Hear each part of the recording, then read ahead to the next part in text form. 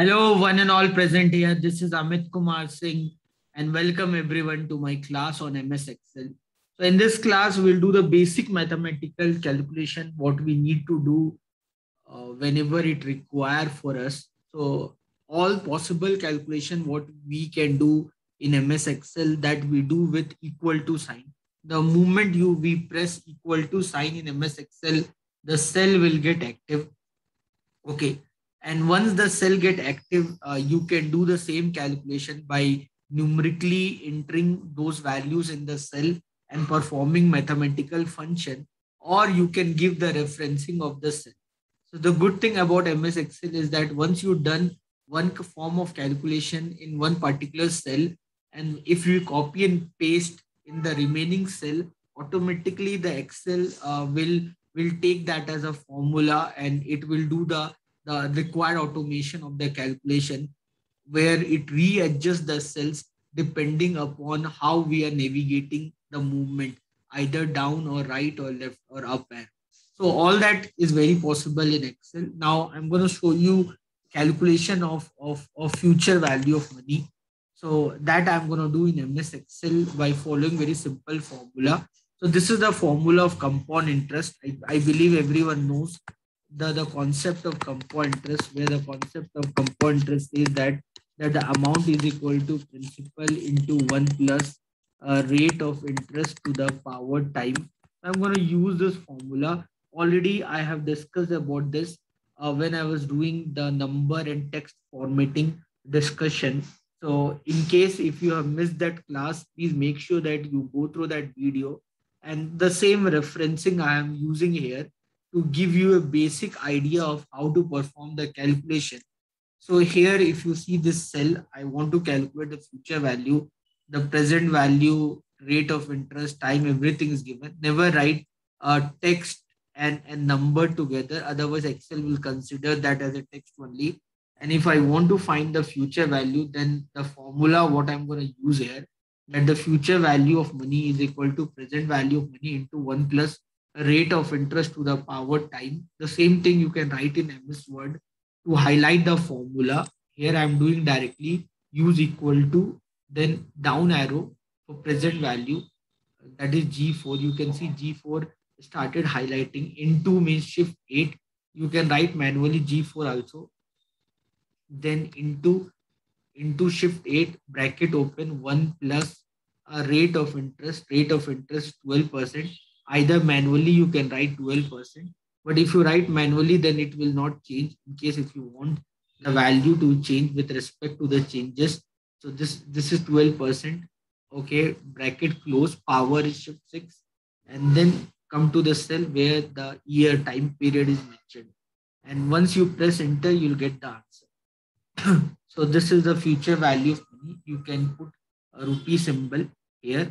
You can increase the font size, decrease the font size, everything. So when it comes to calculating through future value of money by using compound interest, you can do this calculation, and it will work best for your interest.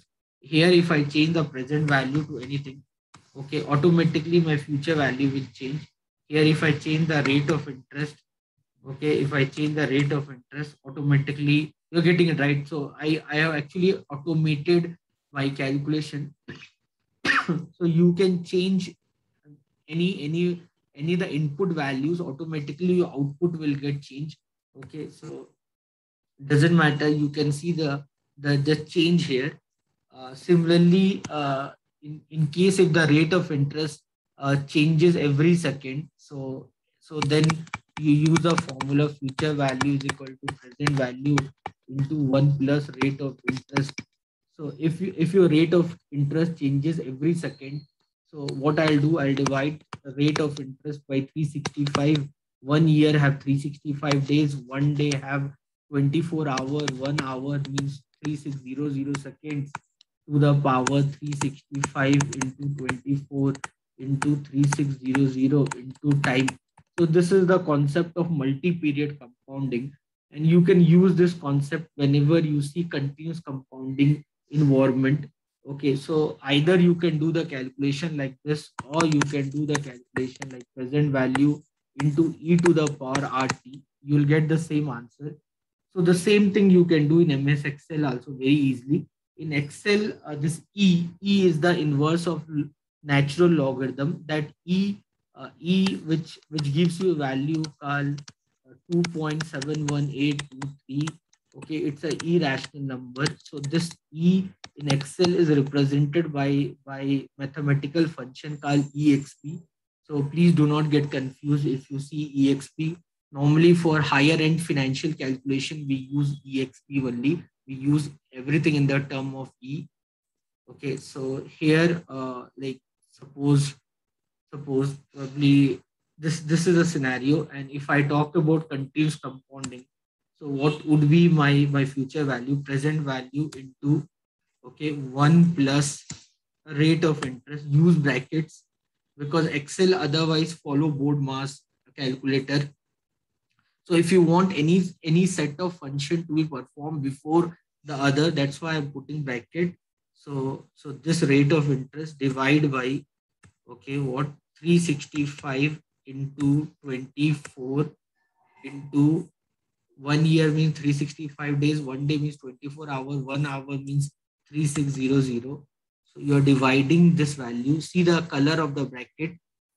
Then this, see the color of the bracket. So R percent divide by this, then plus 1. So see the color of the bracket. So so till now, how many bracket I opened? 1, 2, 3. So I've closed 2 bracket.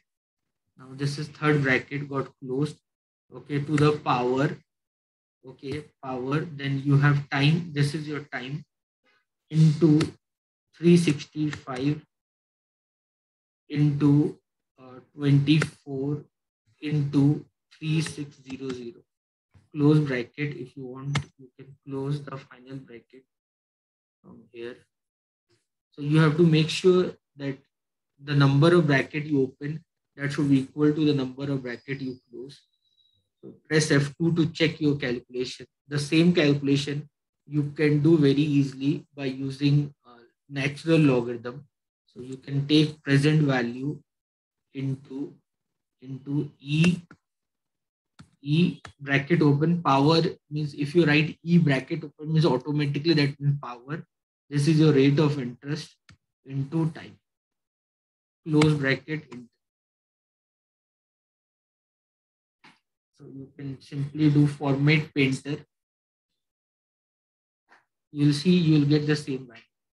Press F2. If you check EXP, the value of E, that should be 2.71823. You can see it's a irrational number. This is not the complete value of E. You can see. So although Excel is given only till these many digits, the value of E, but E value is much more beyond it. So fine. So you will get E. If you really want to know more about E, you'll get E. You'll get E. Okay, when we talk about E, how we can talk about E. So it's a constant. So it is a constant where if you take the value of, if you go with limits, and if you start taking the value of this limit from anything from 1 to any value. Okay, so if you just simply follow this formula, so if you start putting the value of X from 1, and you, doesn't matter how much you'll go, you'll get the maximum value of that this function, that is 2.71828. So you just, if you follow the formula 1 plus 1 by x to the power x, it doesn't matter what value of x you put, this whole equation will give you always a constant where the value does not go beyond 2.71828, and that actually define the value of. So anyway, the I'm not here to discuss more about E and all. I just wanted to show you some basic calculation. So this concept of future value of money become more relevant here, and you can actually define the cells here you can actually define your cells depending upon your requirement, whatever requirement you have to justify your calculation. Clear everyone? Anyone have any doubt, any calculation error, anything which you want to discuss? So you can even define your cells. So like you can write G4 as principal. So you can define the naming of the cell. Then you can write this as a rate of interest. G5 is your rate of interest, right?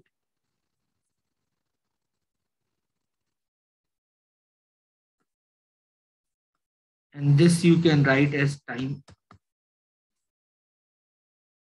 So future value of money is principal into 1 plus rate of interest to the power time. Can you see that? And then this will give you the future value. Clear everyone? Anyone, any doubt, any question?